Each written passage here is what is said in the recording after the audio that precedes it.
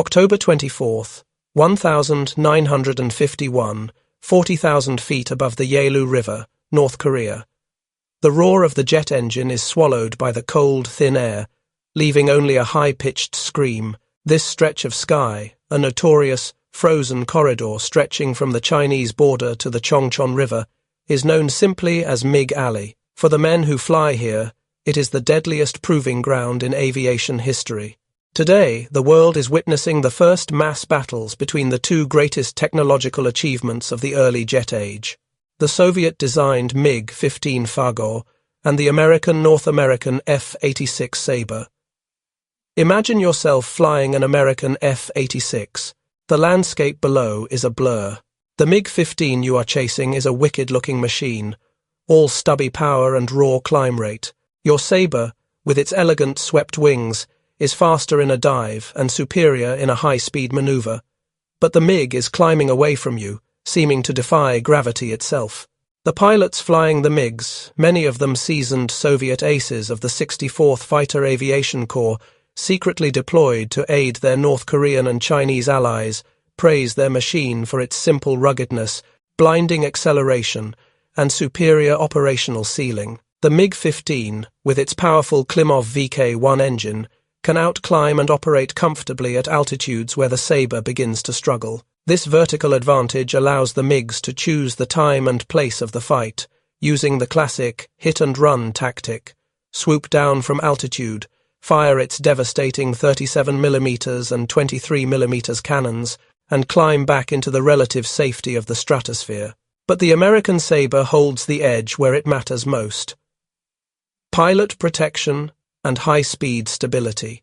The F-86's pressurized cockpit, robust airframe, and hydraulic boost controls make it stable and forgiving when flying near the speed of sound. Furthermore, the Sabre's AN/APG-30 radar gunsight provides an accuracy edge that the MiG's primitive optical sight cannot match, turning its 6.50 caliber machine guns into a deadly, concentrated burst.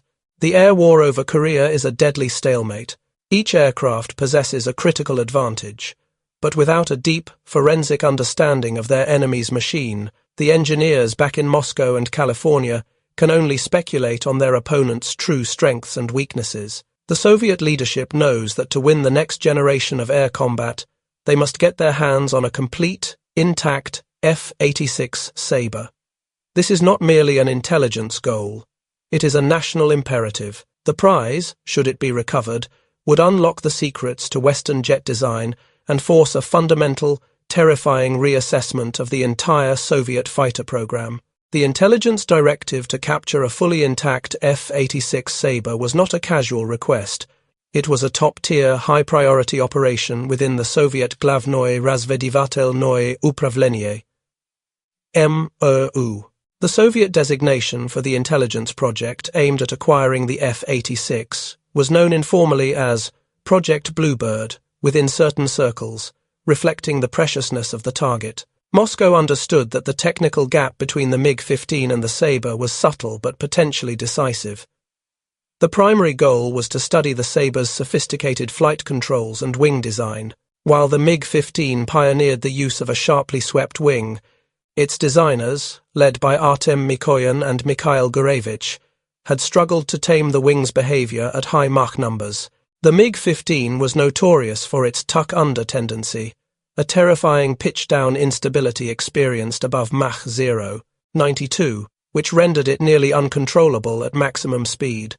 This flaw severely limited its combat effectiveness in a dive, precisely where the F-86 excelled. The Americans, however, had successfully mitigated these high-speed problems using several ingenious mechanisms, none of which the Soviets had successfully implemented. Chief among them were the slat-based aerodynamic spoilers on the wing leading edge, and the crucial all-moving horizontal stabilizer, stabilator. The Sabre was one of the first production aircraft to use a stabilator instead of a traditional fixed stabilizer and moving elevator, which allowed the pilot to retain full pitch control even when flying near supersonic speeds, where conventional controls became useless due to shock waves. This was the secret sauce that gave the Sabre its superior high-speed handling. The Soviet plan was simple in concept but difficult in execution. An F-86 had to be forced to land intact on friendly territory. Throughout 1951, enormous cash bounties were secretly offered to any North Korean or Chinese pilot who could successfully down a Sabre without destroying it.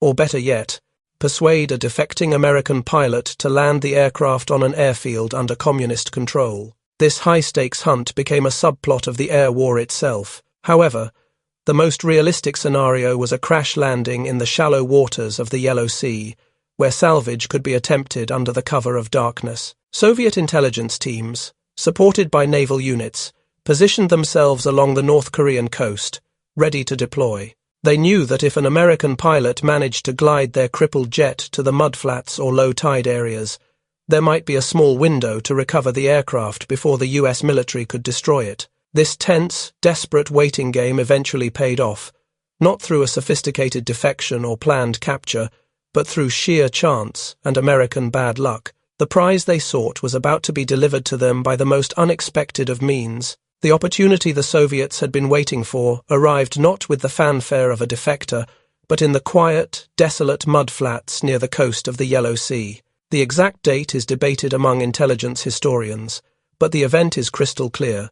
A U.S. Air Force North American F-86 Sabre, damaged in combat over Mig Alley, ran out of fuel while attempting to return to base and was forced to ditch. The pilot, whose identity remains officially obscured in Soviet records, performed a skillful emergency landing.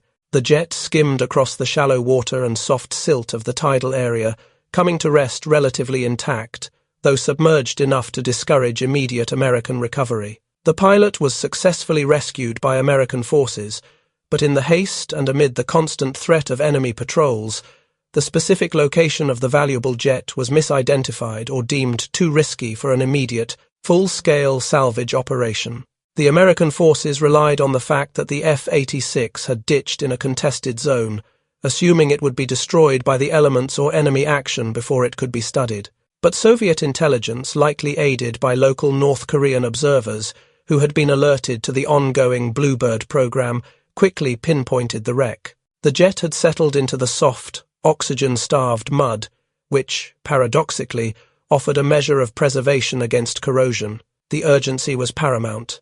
The Americans would inevitably launch a mission to bomb the wreck into oblivion once daylight returned. Under the deepest secrecy and operating exclusively at night, Soviet and Chinese military personnel, along with naval recovery specialists, launched a complex, grueling salvage operation. Working in the difficult terrain of the mudflats, they used pontoons and makeshift lifting equipment. Every effort was made to extract the jet without causing further structural damage.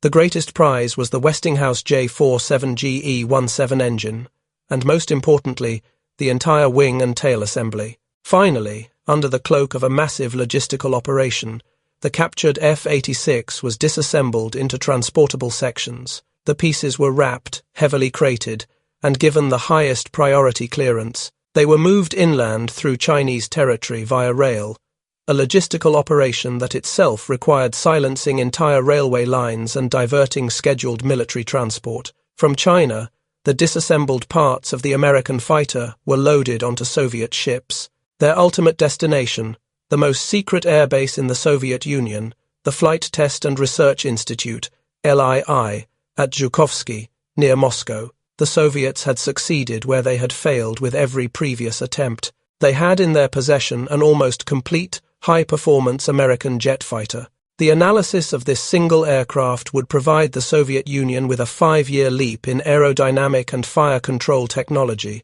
profoundly impacting the next generation of Soviet fighter jets. They were about to learn, in the most painful detail, exactly where the MiG-15 was lacking and why the F-86 often held the combat advantage. The journey of the captured F-86 Sabre from the Korean mudflats to the heavily guarded testing facilities outside Moscow was a triumph of Soviet logistical secrecy.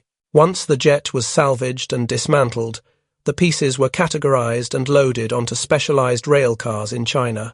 The sheer volume and bulk of the jet necessitated extraordinary measures. This wasn't just a collection of parts, but a complete, high-fidelity technical blueprint. The crates contained the wings, fuselage sections, the sensitive J-47 engine, and every component of the central fire control system. The cargo was moved across the vast expanse of Siberia, traveling thousands of miles under continuous military escort and codenamed as highly sensitive diplomatic material. Upon arrival in the Soviet heartland, the parts were taken directly to the LII at Zhukovsky, the Central Aerohydrodynamic Institute, Salvage facility. Here, in deep secrecy, the jet was reassembled inside a cavernous hangar. The job of reverse engineering and flight testing the F-86 was assigned to the top minds in Soviet aviation, led by engineers from Salvage and test pilots from the Glavnoye Upravlenie Vooruzhenia, GUV, Main Directorate of Armaments. They meticulously catalogued every design feature. The differences between the Sabre and the MiG-15 were immediately apparent and striking, revealing a profound divergence in design philosophy that favored the West's technological maturity. The Soviet engineers were particularly stunned by the precision and quality of the hydraulics and flight controls. While the MiG-15 relied on simple, unpowered control surfaces, the F-86 incorporated hydraulic boosters for all primary controls. This made the Sabre's control inputs light and precise at all speeds, overcoming the massive air forces that made the MiG-15's controls stiff and sluggish at high subsonic speeds. But the most critical piece of the puzzle, the key to the Sabre's superior high Mach performance, was the all-moving horizontal tailplane, stabilator. The Soviet engineers could immediately see how this mechanism retained pitch authority for the pilot near the speed of sound, completely negating the debilitating high-speed pitch-down problem, the tuck-under, that plagued the MiG-15. This was the fundamental aerodynamic solution the MiG Design Bureau had been fruitlessly searching for. Concurrently, a specialized team of technicians began the painstaking work of dissecting the electronic brain of the Sabre, the APG-30 radar gunsight. This system provided the F-86 with a critical combat advantage, calculating the necessary lead for the 6 50 caliber machine guns. The Soviet fighters relied on cruder optical sights. The complexity and effectiveness of the radar-ranging gunsight highlighted a massive deficit in Soviet electronics and fire control technology. The reassembled F-86, now bearing Soviet identification marks and likely a new internal designation, was prepared for flight. The task of flying the enemy's cutting-edge fighter was given to the Soviet Union's most experienced test pilots, men whose opinions were unimpeachable, including the renowned Colonel A.N. Xian. It was their reports, stripped of political rhetoric, that would carry the weight of truth back to the Kremlin and the Design Bureau. At the Zhukovsky Flight Test and Research Institute, LII, the reassembled F-86E Sabre stood ready. The atmosphere was charged with a mix of professional curiosity and nationalistic tension. For the Soviet test pilots, this was not just a flight. It was a highly classified intelligence mission that would determine the future direction of Soviet aviation. The lead pilot, Colonel A.N. Xian, one of the USSR's most decorated and experienced aviators, was tasked with putting the American machine through its paces, flying it alongside its supposed nemesis, the MiG-15 bis. The first flights were revelations. Xian and his team immediately confirmed the Sabre's crucial aerodynamic superiority.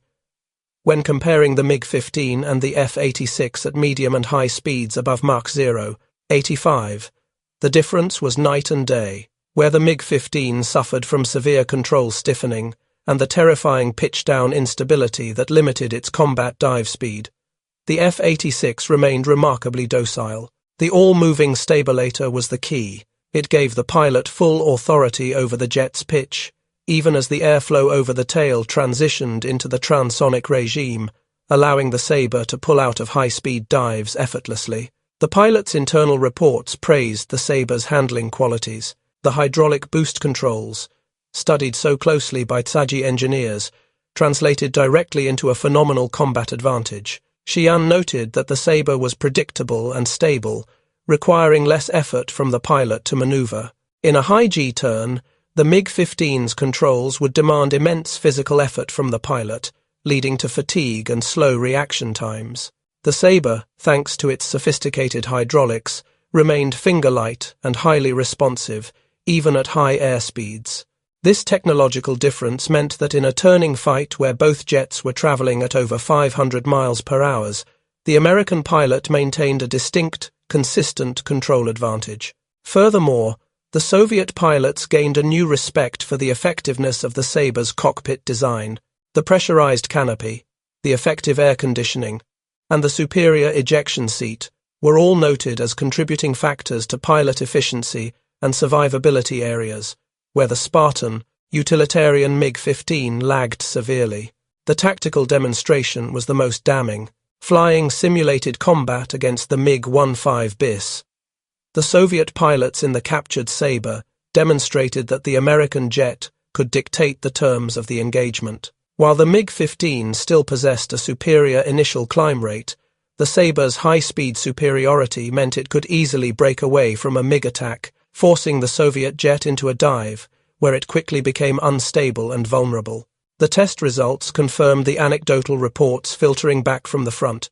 The F-86 was fundamentally a better high-speed combat platform than the MiG-15.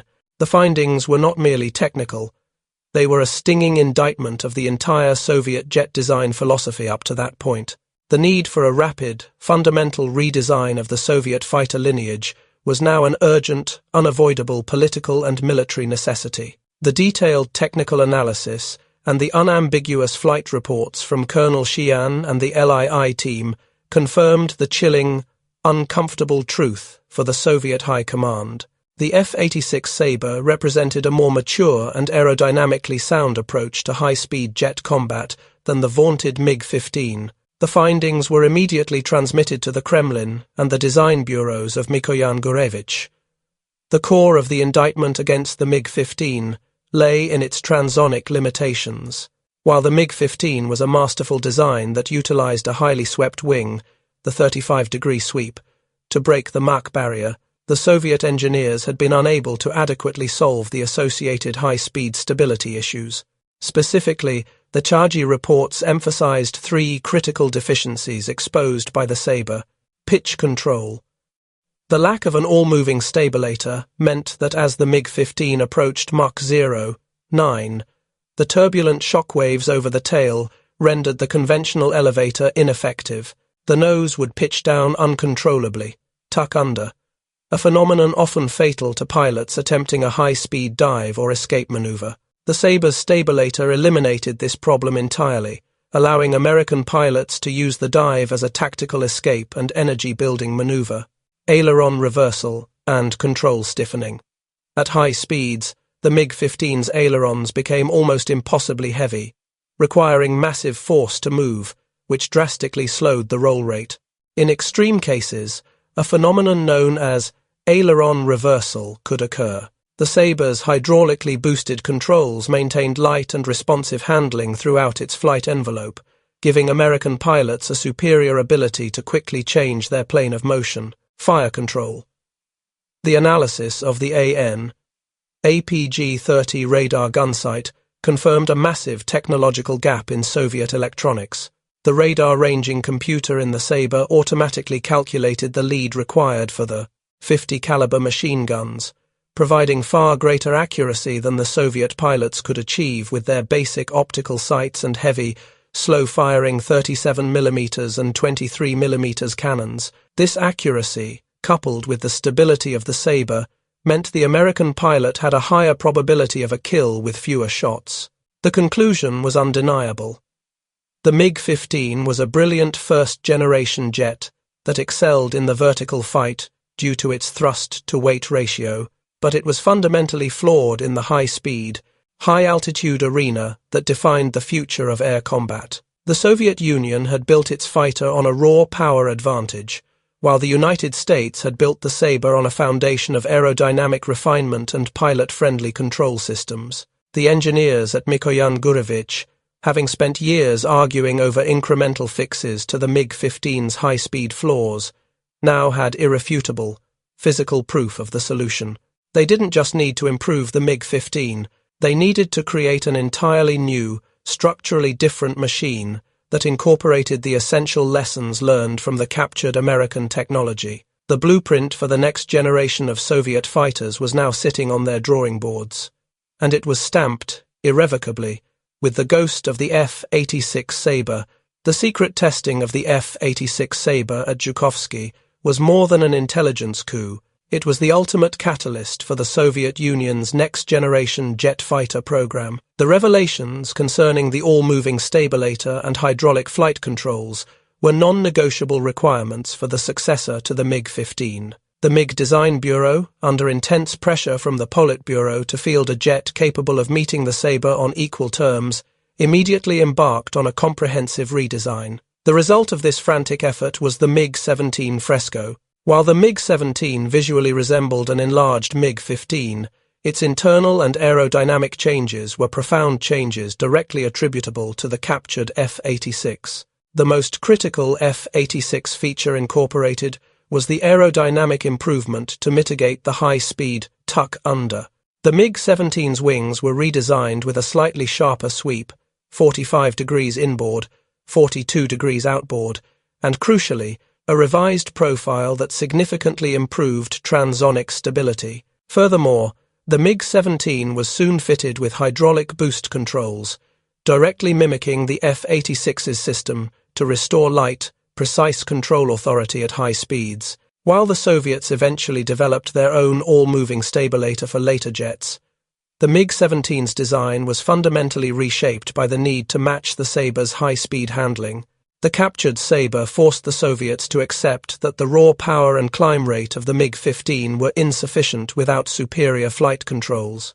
The F-86 taught them that pilot efficiency and aerodynamic stability were the true determinants of air superiority in the jet age. The design shift moved the Soviet program away from the initial, rugged simplicity of the MiG-15 and toward the complex, high-performance engineering demanded by transonic flight. The legacy of the captured Sabre is undeniable. The MiG-17, which entered service shortly after the Korean War, was a far more stable, controlled, and effective high-speed fighter than its predecessor. It went on to serve prominently in Vietnam, where its improved handling and speed proved a potent threat to American aircraft, particularly when flown by North Vietnamese pilots, exploiting its excellent low-speed maneuverability. Ultimately, the capture of one F-86 not only saved the Soviet fighter program from an evolutionary dead end, but guaranteed that the technological arms race would continue unabated. The F-86's hidden complexity became the open secret that forced the Soviets to match the West's engineering maturity, ensuring that the rivalry between the Sabre and the MiG would continue to define the skies for decades to come.